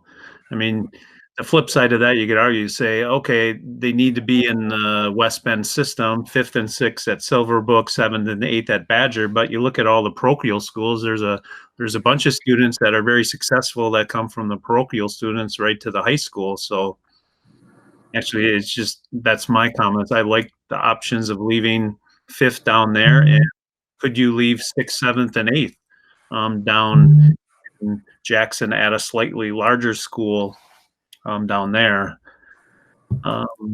And I'll leave it at that one comment. I do have some comments on how to, maybe I'll say one comment on about going to referendum in a recession for those listening in the community. I think myself, and I've heard other comments from the board that are very conscious of going to a large referendum in the midst of a kind of an economic downturn. Yes, this isn't going to last forever. We are going to survive. The West Bend economy is going to be thriving again. But I like hearing the options and talking about it. So we're just not shutting the blinds and not talking about it just because we're in a recession. We're talking about it, coming up with the best option, but we're very conscious of where we're at financially as far as the community. So those are just a couple comments. I'll leave it at that. Does anybody else have comments on Jackson and extending grades there? I want to jump in just for a second. The 5th and 6th grade, you certainly can do some things in 5th and 6th grade and make it an elementary. It becomes more difficult to do a K-8 building there because now you have different requirements for teachers as opposed to elementary. Elementary, I can count 5th graders as an elementary student if I want to. 7th and 8th graders typically have, the teachers have different certification requirements for science, for math, for whatever, and it's not just the generalized teaching certificate that sometimes follows an elementary teacher. Not that you can't do it, but 7th and 8th especially would be extremely difficult to take that out of West Bend and put it into a smaller elementary unless you really expanded the overall program for the 7th and 8th grade at Jackson. So, but 5th and 6th grade is a little bit different. 7th and 8th grade would be much more of a challenge. But Don, if we had 5th and 6th in Jackson, and then say we stuck with the current intermediate model of 5th, 6th at Silverbrook and West Bend, do we get into issues of equity whereby West Bend offers world languages and music, and economies of scale say that we can't afford that down in Jackson? It will be a challenge. You're going to have to try to figure out if you were to keep 5th and 6th grade there, does foreign language start at 5th grade or does it start at 6th grade? Is there the music program, is it, and if you're going to do a full-fledged 5th and 6th grade, everything at Jackson the same as it is at the intermediate school, it will be a challenge. And if you don't, then you have some definite equity issues that go along with it. And so it'll be, maybe you could do 5th because now, but if you get into 6th, then it becomes a little bit more difficult with some of the course offerings that are provided at Silverbrook that would be hard to offer at a standalone game.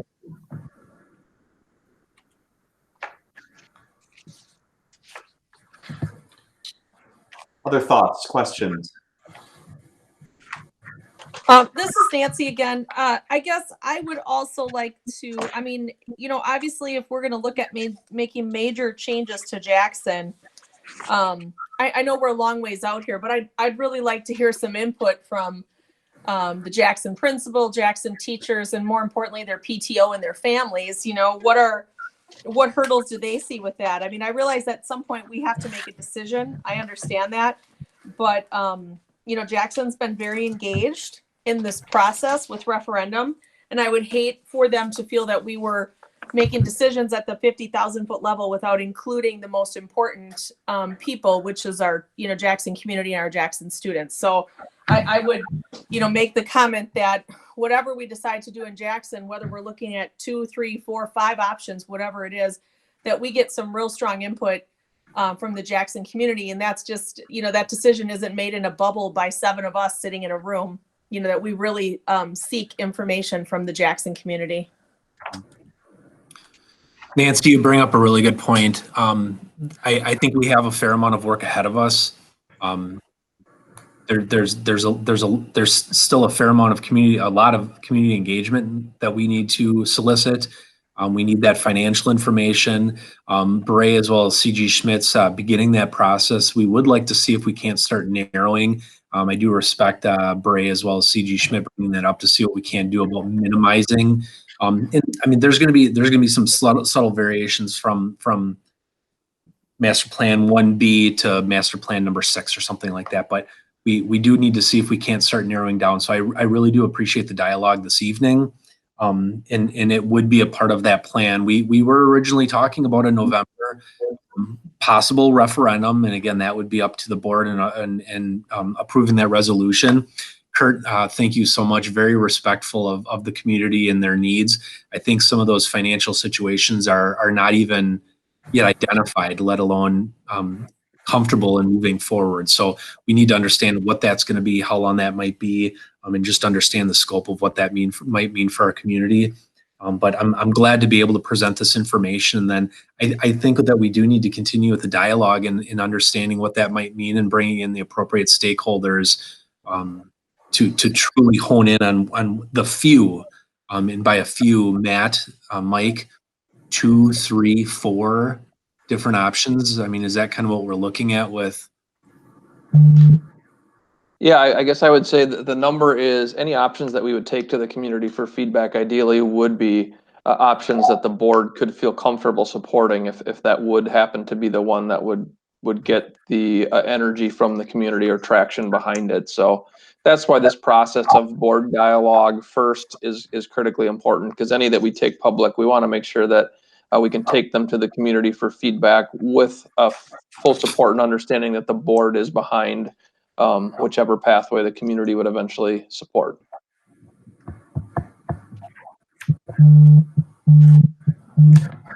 Just to reiterate, we're talking about if we were able to narrow it to, let's say, 4 options, you think that's something that's digestible for the community and something we can analyze in greater detail?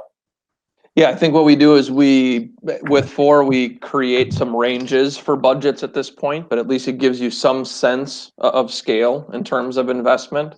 For what it's worth, the NINA referendum that was just approved, that went through a similar process, was not successful. We came back to the community with, I think in their case, roughly 6 pathways, narrowed that 6 down to 2.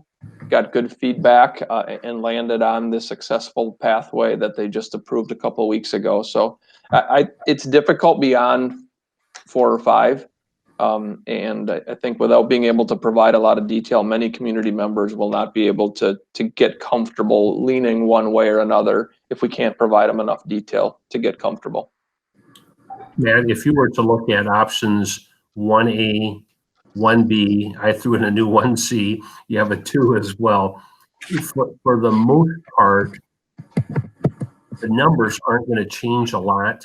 I mean, whether it's you know, the real key is when you get into options 3 and 4 and some of the other ones, then it really requires significant extra efforts for us to come up with those kind of numbers. The 1s and even 2 really isn't, you know, if we do 1A rather than 1B, that isn't going to be a huge difference in amount of work because we're just playing robbing Peter to pay Paul. Is that right?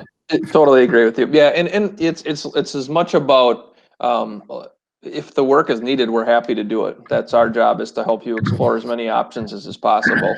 I think the key is to not explore options that you as a board can't get comfortable with. And to one of the prior comments, if you as a board are feeling good about the grade configuration that you transitioned to as a community a number of years back, and are interested in staying with that, that almost immediately narrows the pathways that we should be looking at. If some of you have reservations about a large elementary school, as I pointed out, at 740 students, that might be an option that can quickly kind of we can move away from, because you as a board wouldn't be comfortable if that's the one that the community got behind. Matt, looking at options 3, 4, I think 3 through 7, and not because I'm honing in on those by any stretch, but just to understand the implications of the numbers on the page. Looking at Badger, with current capacity of 1125 and planned enrollment at 1275, if you go with the 80% as full number, that's 900 students. So, and Dave certainly chime in here, but you know, if you're looking at you know, reasonable capacity of 900, planned enrollment at 1275, I'm thinking to myself that we can't really fit that many kids into that size space without some level of further investment. Is that right? Or do we think that could be done? I think the percentage utilization at the middle at a school that serves all of your community's grade level is a little higher to run at a higher percentage. So if we were serving all of West Bend School District 6A population, I think we could consider that a little higher percentage, because we don't have the dynamic of boundarying to deal with in terms of constantly having to shift and adjust. Okay. Would we need a little space? We're thinking there would need to be something there, even at a minimum, acknowledging that we don't have sufficient science space, for example, for 6th graders to come. Maybe we've got core classrooms, but there's a chance we're lacking some science. Maybe we're lacking some exploratory type spaces. And that's the analysis we'll have to do if the board has interest in 6-8 at Badger staying on the table. Okay, thank you.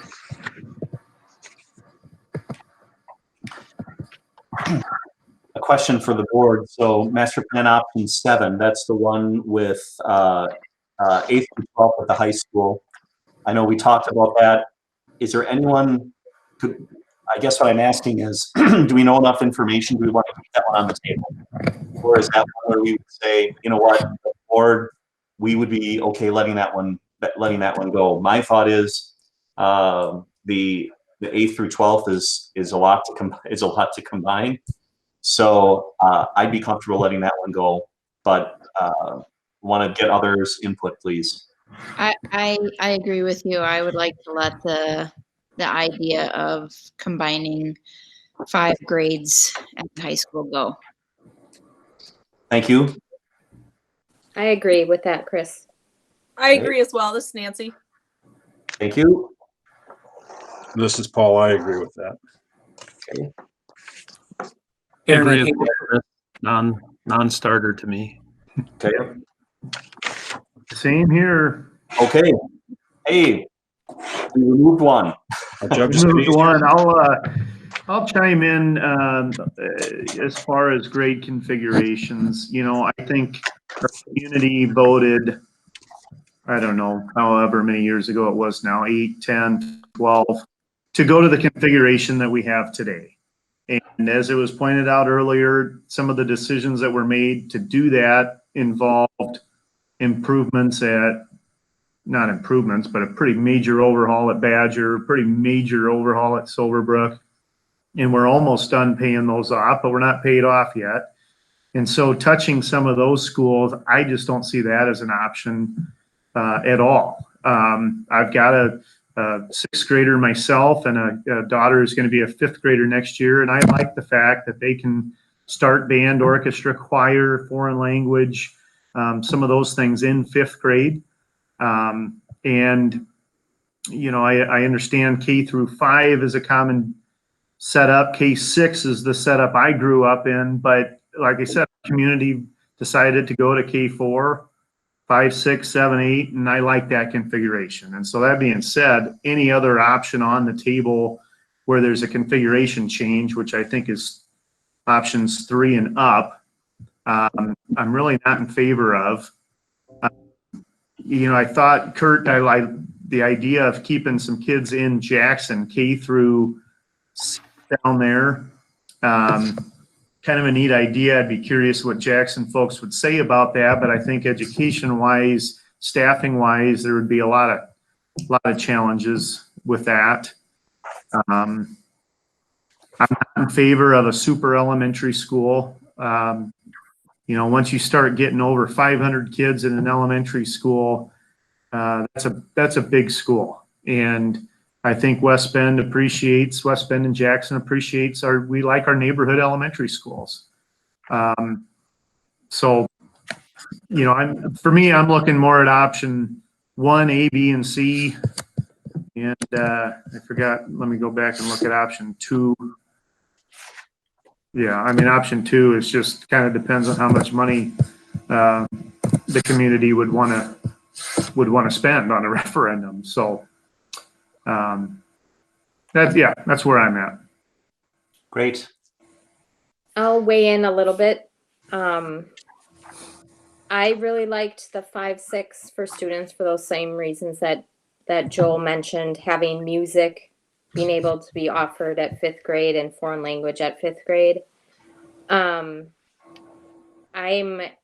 live in Jackson, so I guess I'll give my point of view and from what I've heard from other parents. I'm sure they would love the keeping our kids here a little longer, but I don't know if the trade-off between having our kids here through 5th grade but not being able to have foreign language and music, I don't know what that trade-off looks like. I know for sure that I'm not a fan of option 3, and I'm guessing that I would represent the Jackson community and not wanting to send our yet another grade up to West Bend for school, being on the bus at even a younger age for that distance and time. So I guess that's just my few cents. And this is Paul. I'll just jump on Aaron's coattails there on option 3. Yeah, you're taking another year in Jackson, putting them on a bus to come up to West Bend, but you've also built a new facility in Jackson. If you're going to spend the money, put in a couple extra classrooms so you can keep that 4th grade down in Jackson and maintain that K4 strategy throughout the district would be my opinion. I think the original intent of that was to have a little bit smaller building to minimize that new construction cost. So definitely understand your point. Thank you. This is Kurt again. If you're starting to assign dollar figures to options, I will beat my drum again on this to maybe take this step further. And I'm talking about improvements at the high school that were part of the past referendum that failed. Lighting, and HVAC improvements.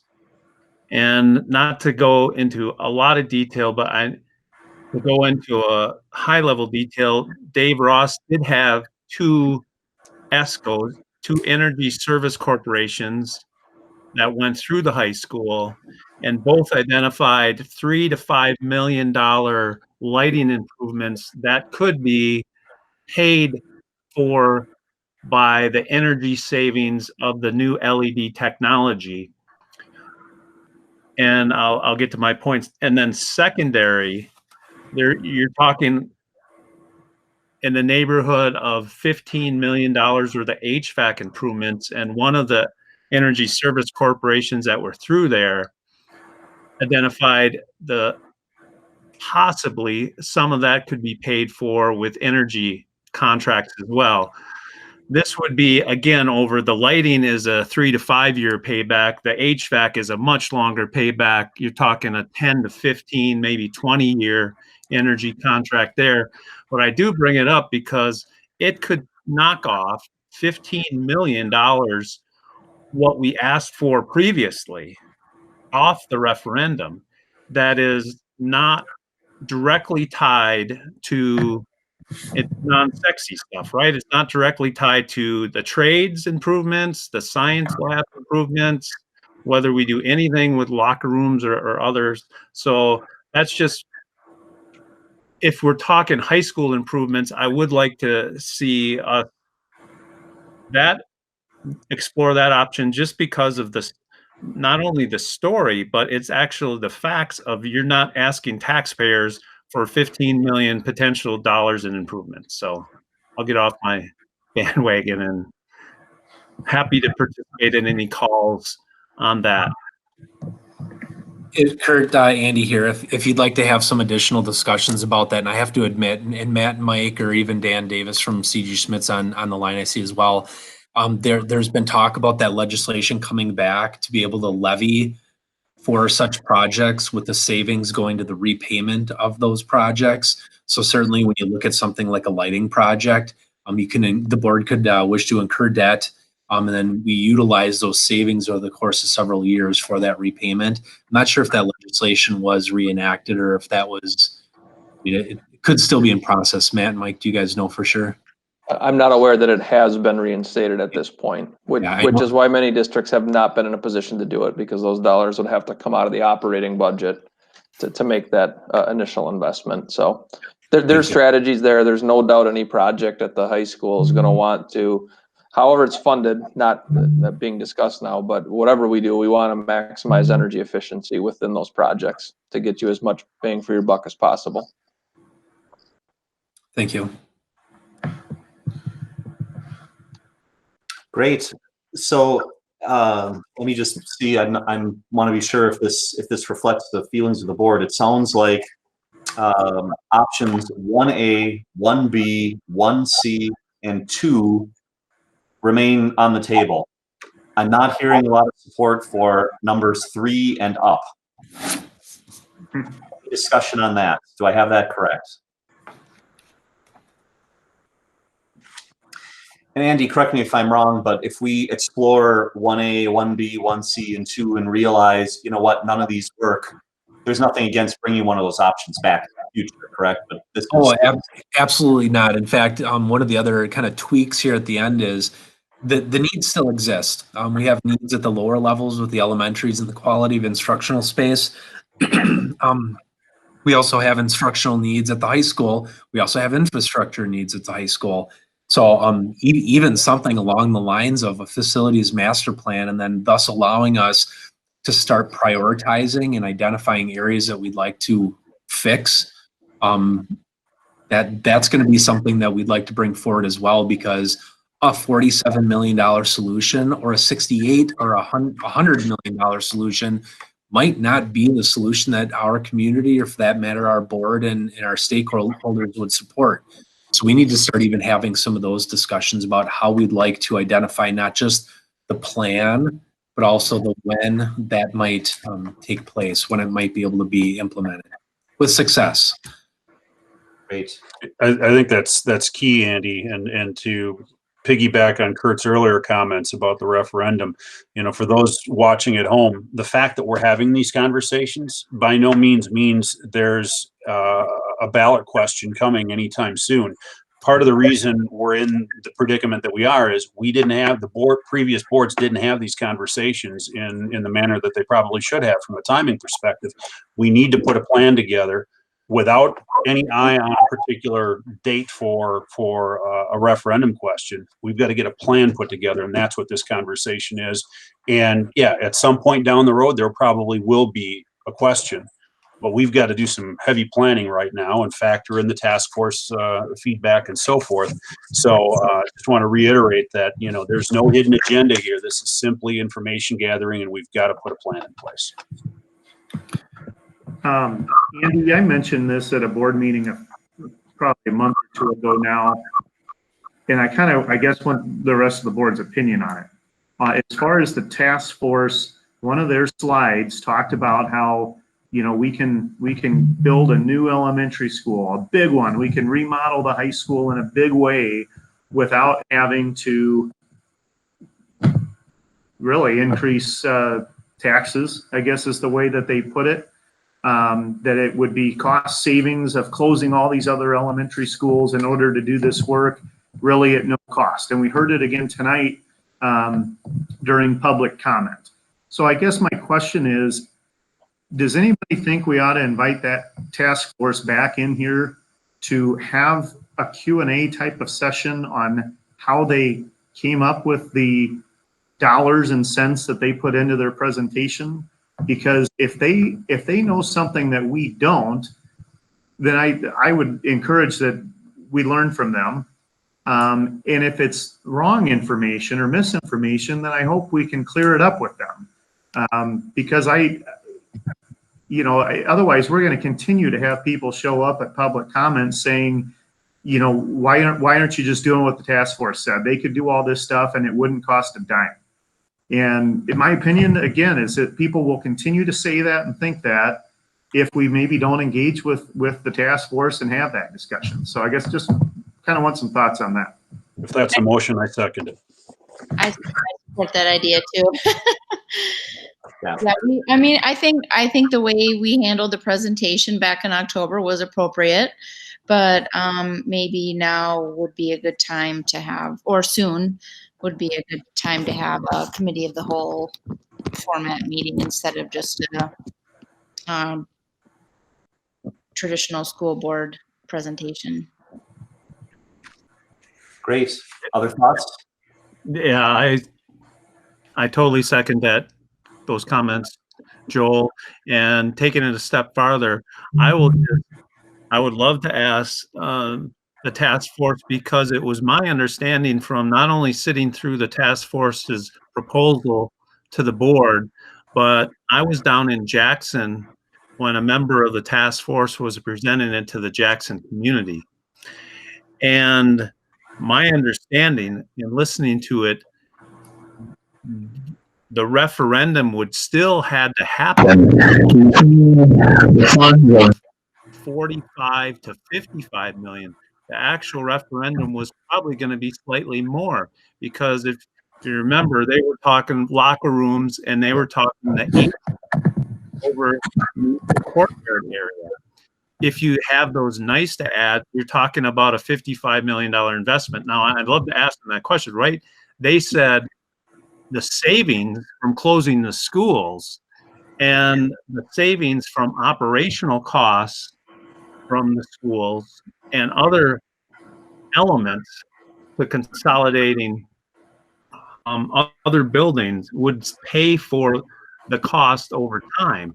But you would still have to go to referendum for the neighborhood of $1 million for their tax bill. And that was my understanding through sitting through two presentations. And that seems to be not what many people are alluding to in public comments and letters that I've read in editorials and in the paper. So thanks, Joel. Yeah. Kurt, good comments. I think the comments that I've heard so far would suggest that inviting the task force to a committee of the whole would be advisable. And Joel, I agree. If there's some sort of gap in communication, well then, let's sit down, ask questions, share ideas, and solve the gap. What I might suggest is to make it more productive. If there are specific questions that board members have, maybe we could submit them to Andy so that we can get it to this group in advance, because not that we would catch anyone unawares, but if it's something that they need to give additional thought to, or they need to put together an exhibit to answer the question, I think it would just be more productive if we could do it that way. Any objections to that approach? Chris, if I could, to me, the most important slide from their presentation is that financial slide where it talks about, okay, the district needs $50 million worth of building work, but you can subtract 20 million by closing these 3 elementary schools, and then, it's really just that one slide. Because what Matt Wolfert just walked us through, options 1 through 9, well, the task force had an option too. And, we can debate options all throughout town, especially throughout Jackson, on whether or not we should close Jackson and build a big school up here, or close Decorah, close whatever. To me, it's just that financial slide. That's what I hear when I was campaigning to get reelected for the school board. We heard it again tonight. And, I really appreciate the task force work. I appreciate their ideas. We've already done and talked about their ideas. We're already enacting some of the things that they recommended. But the most discussion I get is on that one financial slide. And I want to, in some form or fashion, try to clear that up. And I think that, the people I hear from the most are they aren't coming to follow school board meetings. They, for whatever reason, really follow that task force. So let's get the task force back in here so we can have that discussion. So. Yeah, this is Paul. I would add to that, Andy, that, we can cover off the whole outsourcing component as you and I have discussed periodically along the way. When we have them in,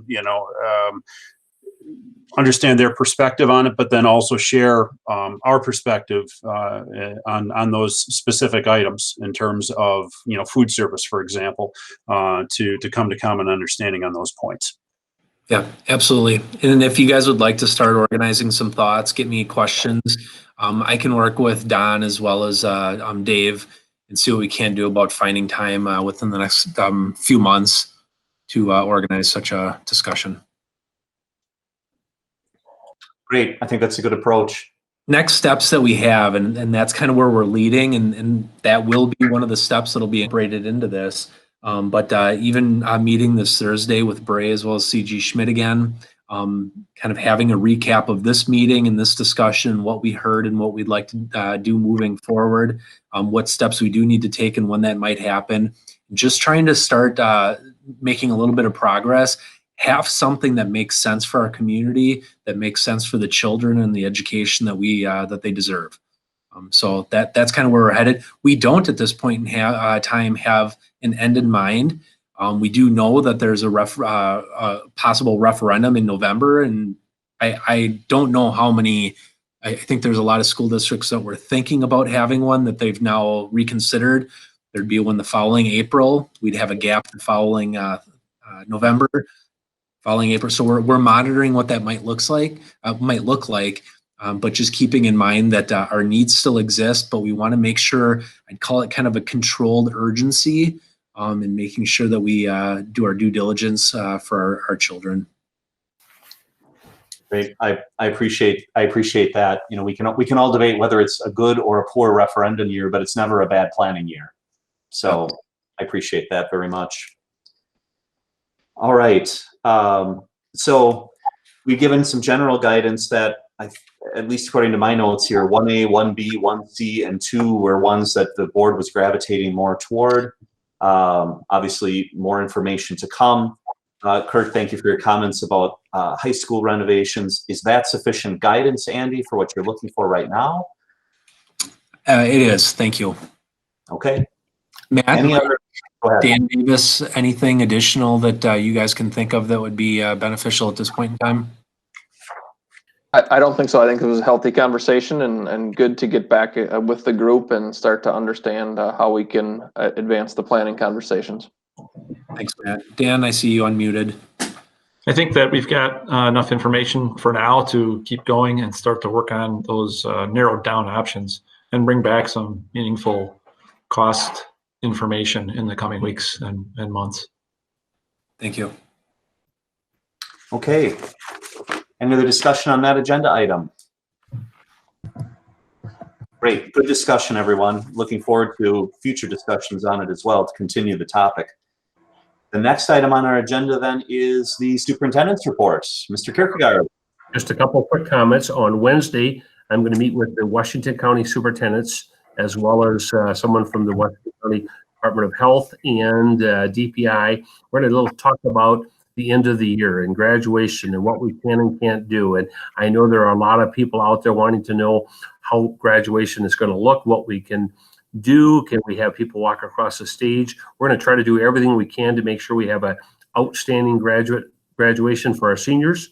And the high school has been working on a couple options that I think would really be nice. It gives kids an opportunity to do a walk and picture op as well as a virtual a couple days later or a week later in a potential another activity later in the summer if that's available.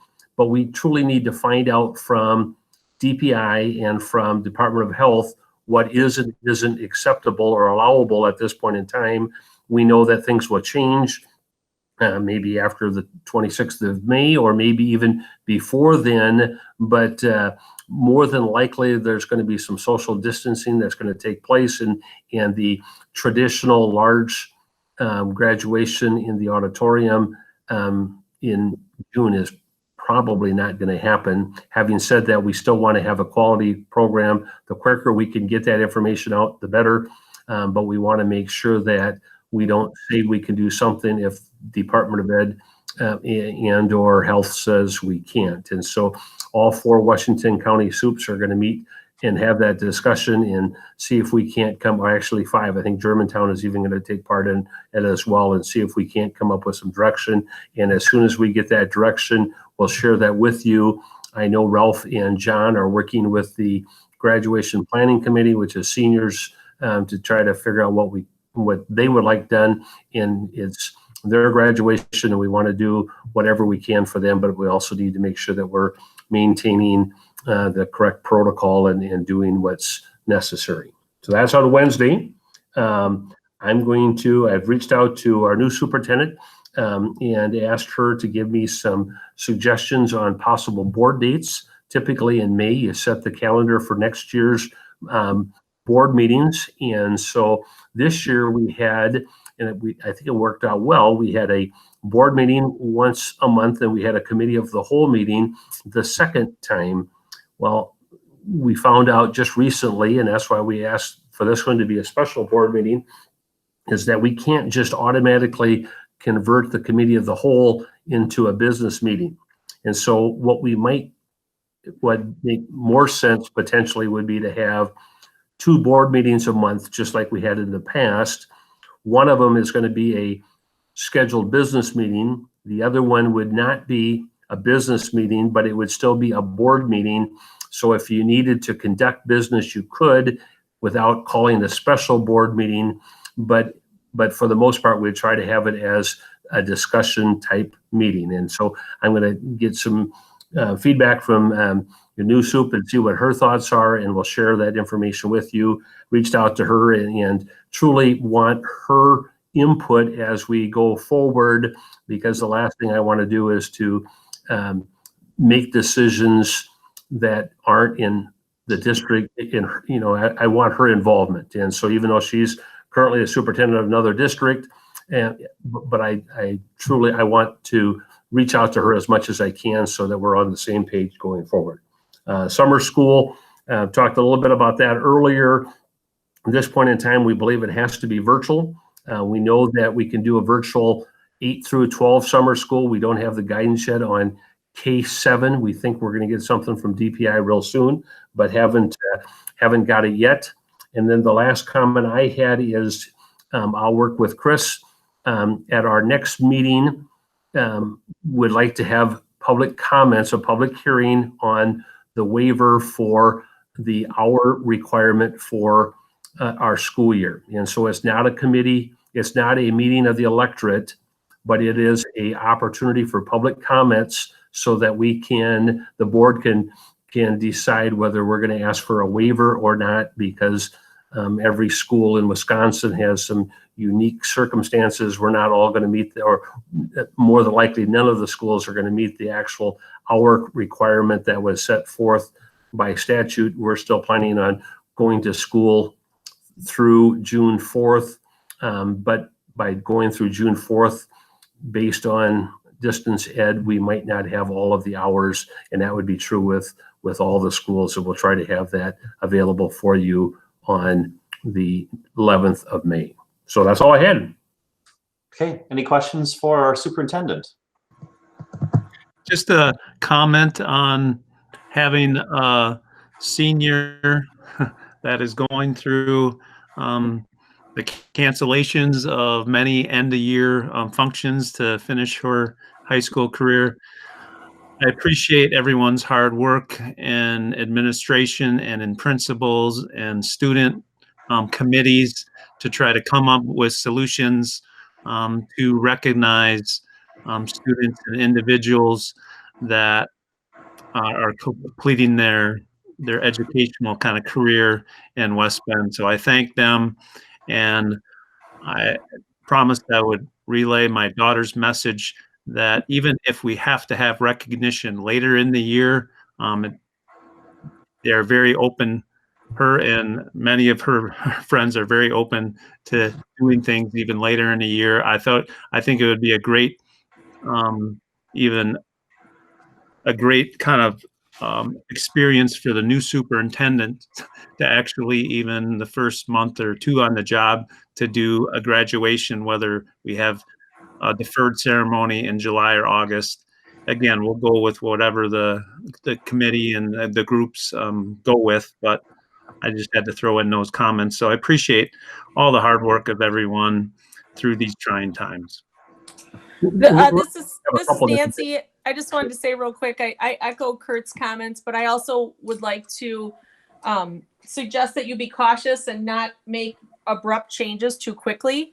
I do think it's still a bit of a fluid situation, and I do believe we could see some changes coming out of the governor's office. So, I would ask that we not make too many changes too quickly. I understand, we have to plan and that type of thing, but I do echo Kurt's statements. I mean, this year has really turned out to be quite the bummer, lack of a better word, for our seniors and even our juniors. And if we can do anything as a school district to try and keep it somewhat normal and allow them to have some type of celebrations, I urge all of you to really think about that, and let's try and do that for our students, because we owe it to them. Absolutely. We want to do, no matter how we do it, we're going to try to make it the best possible. And if that means we do a couple things, because we do one early because we don't know what's going to be later on, and we do another one later on. But the bottom line is we want to make sure that we have especially graduation. We really want to have a great graduation if possible. And I don't know what that's going to look like. It might not be the same as last year, but that doesn't mean it's less memorable. It's just going to be different. And other things that we're holding off as long as we can on some of those postponements. Nancy, you're right. I think things are going to change from week to week. I don't know for sure if school is going to change much based on what we're hearing from DPI, but maybe it will. And so we'll hold off as long as we can. Great. Other questions for the superintendent? All right, Tom, thanks very much. So on to future agenda items. Our board meeting calendar was included in board docs. We have a regular board meeting scheduled for Monday, May 11, as well as Monday, June 1. The committee of the whole currently scheduled for Monday, June 15th. Any questions on that? Chris, at one of these upcoming board meetings, and in fact, it really doesn't even need to be at a board meeting, probably need to decide, I guess it should be at a board meeting. We probably need to decide, and do we want to stick with just having a policy committee. We still have a policy, an active policy out there that says that we're going to have multiple committees, a technology committee, policy committee, whatever. And if we decide that we're going to do what we've been doing the past year or two, then we need to put that policy on a board agenda to officially vote to suspend the policy for the year. Makes sense? I'm sorry, just on that topic, I have two comments there. Number one, I also think that's an area that Chris could perhaps work with the new super on to see what her past experience has been the most successful. And if we're not going to resurrect any other committees, I really think we need to reinstate the curriculum committee, because I feel that we as board members have maybe gotten a little too far away from that area and need a little more insight. Great, thank you for the comments. So that would then be a board agenda item coming up soon. But as far as like a policy committee though, Chris, or a curriculum committee, we really don't vote board members to serve on those committees. Those are more volunteer assignments that can be up to you. I'll tell you first off, I would like to stay on the policy committee if you'd like me to. And then the other thing that we typically are deciding is who's going to get a handout diplomas at graduation. That might be a little different this year, but I know with Kurt and Paul having kids graduating this year, have made it known to me that they would like to be involved with graduation, and kind of made that promise to them a year or two ago that would happen. So I hope that that's something you can honor for Kurt and Paul. Sure, absolutely. Comments. So yes, we should talk about our committee structure, and I appreciate the comments on graduation, Joel. We can make that happen too. Good. All right, we'll put that on a future agenda. All right. Any other questions or comments on the board meeting calendar? All right, we have the items for follow-up and communication. Any other items to come before the board at this time? Hearing none, I entertain a motion to adjourn. So moved. Thanks, Joel. Do we have a second? I second. This is Paul. Paul, thank you. Motion and second to adjourn. Final discussion. All right, we will do a roll call vote. Mr. Ongers? Yes. Ms. Schmidt? Yes. Ms. Justman? Yes. Mr. Swigert is a yes. Ms. Dove? Yes. Let's see, Mr. Fisher? Yes. And Mr. Repples? Oop, Kurt, you're muted. I think you mouthed the word yes, though. Yes. Okay, thanks. All right, that is 7-0. We are adjourned. Thanks, everyone, for the discussion. Great meeting. Thank you. All right, take care, everyone.